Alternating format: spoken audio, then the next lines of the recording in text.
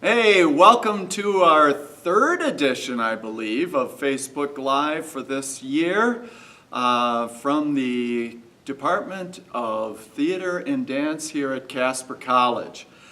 We're thrilled today to have a special guest. That special guest is Aaron Wood.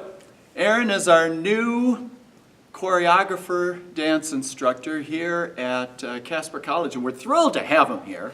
I mean, he's got some incredible experience, both from the educational side of things at was the University of Idaho or Idaho Place in Idaho? Idaho State University.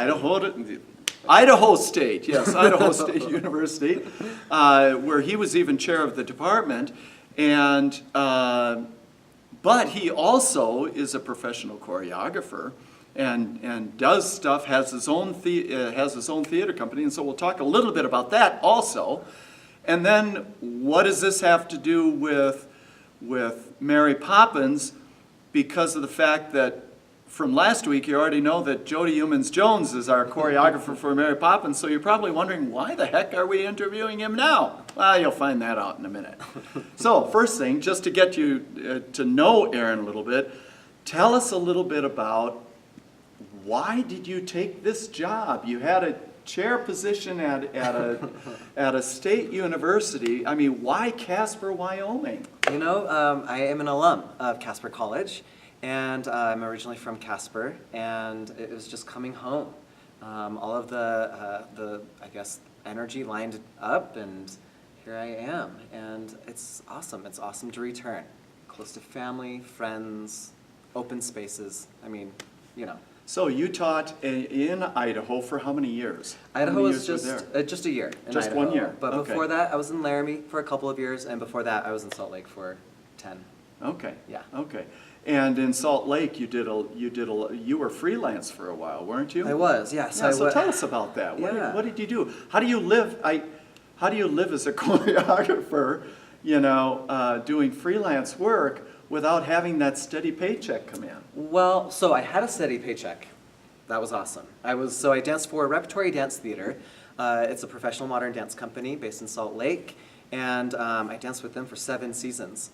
However, on top of that, so that's where the steady paycheck came in. Okay. Yeah. Yeah. And then as a choreographer, independent artist, I was creating my own works. I created 3 evening-length concerts with a dear friend of mine, Sarah Donahue, who teaches at Utah Valley University. Mm-hmm. And we established our own dance theater company there right after graduate school. We were wondering, what are we going to do now? Mm-hmm. And so we established this company called My Turkey Sandwich.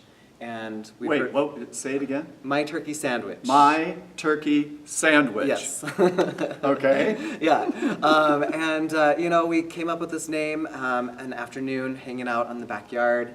We're like, what does everybody like? What is that one thing everybody can relate to? Well, food. All right.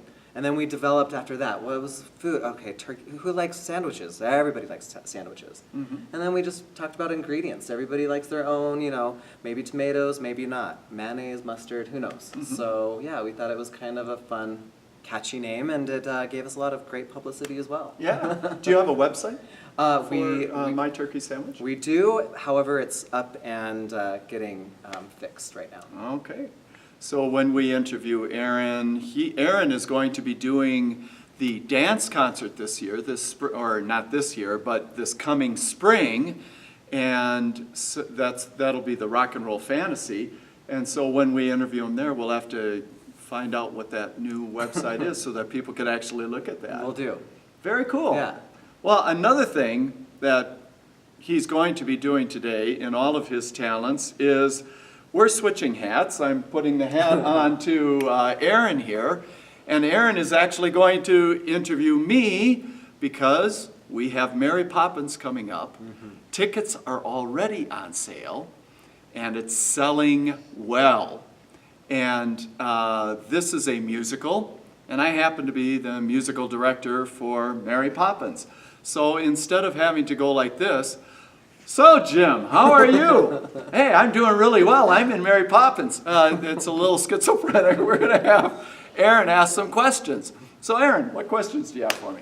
how's the project been? I mean, you guys started right at the beginning of the school year, casting, and then we're right now in the middle of rehearsals. So how are rehearsals treating you? Rehearsals are going really well. Awesome. Really well. I mean, I think you know as a director that there is a point in the rehearsal process where all of a sudden things start clicking. And even the students realize that. And that's what's been happening these past couple of nights in rehearsals. We've been taking it in sections of quarters of the show and really getting into the details of it. I mean, there are little things like last night, for example, the last 6 measures of a song that we did last night was just not quite sounding right. You know, it was sounding more like flamingo birds flying in the wind, you know, versus having it be right.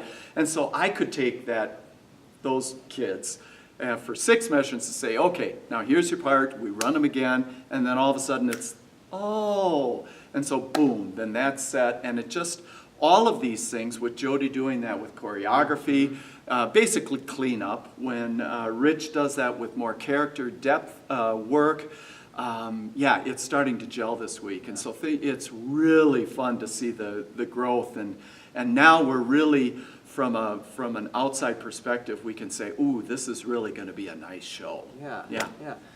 So you mentioned Rich Burke and Jody Humans-Jones, director and choreographer. What is the collaborative process with you in this kind of theatrical event? Yeah, it's really easy. Whatever I say goes, and music is most important. All right.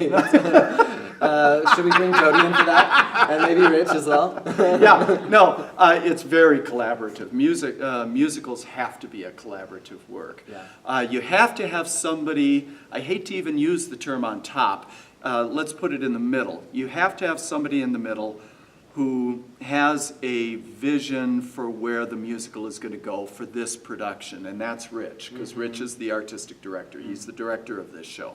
So he has a vision, and then we just try to first jump on the bandwagon and say, yes, this is a great vision. And then from there, we work to try to enhance what that vision is through the visions that we have individually in costuming, in dance work, in the technical work of the show, and in my capacity, it's the music.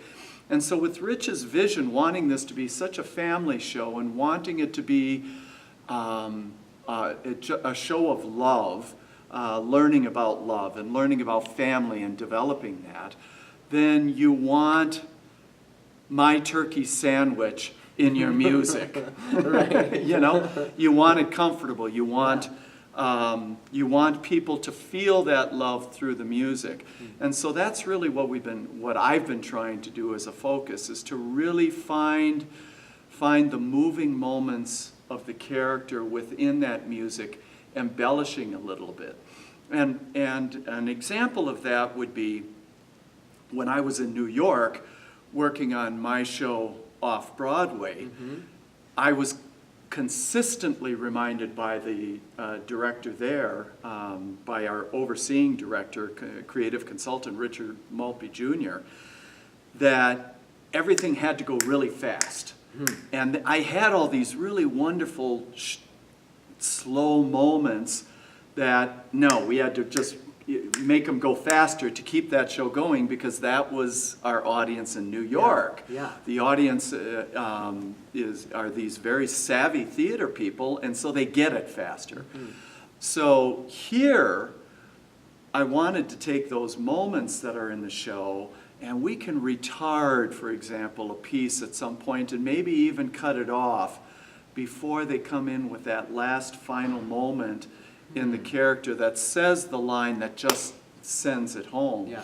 And for us as an audience here in Casper, I think that's what we want here, is to take that time to be able to savor those moments. Sure.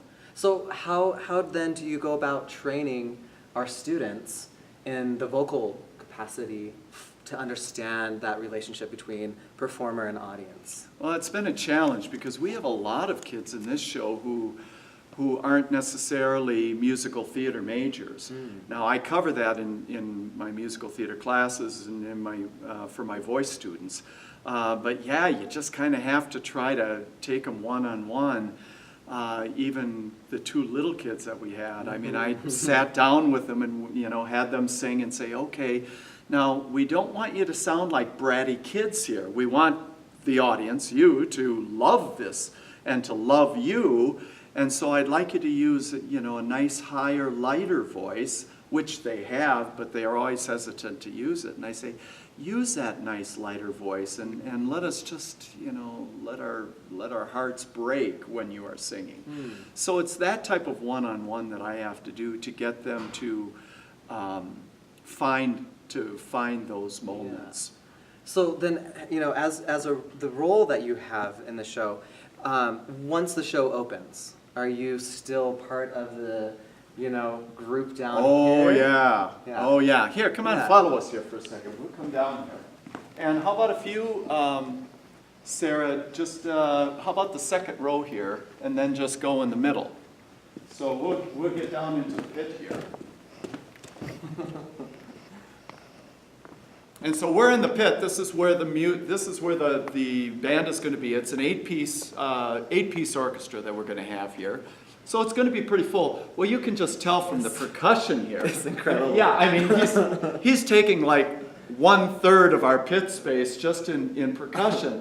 But it's that kind of show that there are so many little embellishments that happen within the show that create an emotion that we're looking for. Yeah. So, first of all, the kids haven't even heard any of this stuff yet. They aren't going to hear the band until the 12th. Oh my goodness, yeah. And so they only have 4 rehearsals until they open. They have 4 rehearsals to work with the band. So from where I'm standing, I mean, this is going to be challenging for them. So with me standing here, unfortunately, the audience will see the bald spot on my head here. You know, as I'm conducting, yes, I'm conducting the band here and cueing where I need to cue. But then I also have them up there who maybe they forget a line, maybe they forget their entrance or something like that. So then I'm able to give them cues whenever they need to be able to, you know, continue with the show. A lot of times also, the kids don't find those moments, those emotional moments, until they all of a sudden they're going through the scene and they discover something. Yeah. And then we can go, okay, now let's retard that. And I literally will follow them, you know, and say, okay, great, we're going with it. And we're going to slow it down, let them take that moment, and then boom, come right back into it. So that's, to me, that's what makes theater. It's the live moments. It's not only the live moments for the audience, for you people, but it's also for us, it's a different experience every night. Yeah. And I think you as a dancer can relate to that. You know, and I remember my first show here at Casper College and having the orchestra, live orchestra. And what an awakening that was for me as a student. Yeah. And to be able to have the playtime on the stage, but then there's this other element of these musicians down that have been rehearsing and getting ready for the show and are just as excited for it. Yeah. And there's this, all of a sudden, there's this teamwork and there's this feed that occurs and this energy. Yeah, and that's what's a little bit different with musicals versus dramas. Now, drama does have that exchange with audiences also, a certain amount of energy. But with musicals, you're talking about characters who there is a moment that they can no longer speak what they need to speak and have it be sufficient in speaking it. And that's where it's that moment of explosiveness within the character that the music has to happen. And so music is this universal extension of communication to everybody on stage, to everybody in the audience, that doesn't necessarily happen in other forms. And it's that explosion of energy, music energy and communication, that creates the audience to just automatically want to clap. That's the reason, because they're saying to the people on stage, yeah, I get it, go for it, or, oh gosh, no, don't do that. You know, it's that type of thing where they so begin to identify with the character through that music that they just let that music hit them. Suddenly they identify with that character and they become that character and learn from that character just as the character is learning. And that's what we're trying to go for when we're dealing with a musical. So, you know, we're talking about that'll be on the 12th when the Correct. band comes in. Yep. So prior to then, are you guys using recorded music? Do you have a live accompanist? Or We have a you- live accompanist. That's it. We have a live accompanist. Bev Lorimer has been our accompanist for many, many years now here. And she's so wonderful being here. She has to be at every single rehearsal. It can be teaching choreography. It can be where they're blocking. We're sitting here waiting until the music comes in, and then when the music comes in, I will conduct her. And so for me, it's also being able for them to be able to follow the music while she's playing it, and then also explore, maybe we want to retard that more. Yeah. Maybe we want to give that moment to the audience. Yeah. And so it becomes workshop oriented, where we try out different things and say, that works great, you know, and let's do that. Or sometimes it changes. I mean, there are times where we're repeating something, and then the next night we don't need to repeat it anymore. Yeah. So you Right. cross it off. I mean, you look at this. This is just this is in the past 2 days of what's changed in the music that I have to tell our orchestra. Yeah. You know, it didn't exist before. These are all the discoveries that we've come up with now as we try to, you know, focus this and get this to be, to the level of ready for performance opening night. So then do you work with the orchestra outside of rehearsals? How does that relationship evolve? in this Absolutely. process? Yeah. We only, because it costs a lot. Right. I mean, you pay your musicians every time you meet. Yeah. And so with musicians, we only have 2 rehearsals before they're thrown into the entire show. Wow. Yeah. And there is so much music in this show that in 2 rehearsals, and literally we were playing through everything. Yeah. We had 2 rehearsals. We didn't get through the last 15 minutes of the show. So we're going to be doing our first run through with the cast, and we've not even practiced it together. You know, so it's just something we have to deal It's with. theater, And yeah. it's theater, and we'll find out what happens. It'll probably be a crash, but you know that's about what we can say. And you're in it together. I mean, Yeah. and that's it. That's Yeah. it. Yeah. So. And so for Mary Poppins, this show is opening October 19th. And what I'm going to do, and she is going to be so surprised at this, but I'm going to climb up here. Impressive for an old guy, right? And I'm going to take Sarah's camera. And now Sarah, well, let's see, where's Sarah? Sarah is our camera person. She's also our assistant in the office, and also she's at the box office. Tell us how sales are going. We have only 100 tickets left for our Sunday matinee. Yes, and the rest of the shows are selling very quickly, so I would just tell you to get on it as soon as possible. My number at the box office is 268-2500, and that's a 307 area code for all our out-of-towners. You can also visit us online at casper.universitytickets.com. Awesome. Thank you, Sarah. She didn't know she was going to be doing this. And Aaron, where are you? There you are. There's Aaron.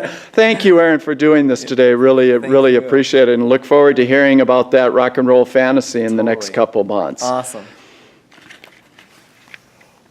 We're done. Thanks for coming, and we'll see you next time on Facebook Live.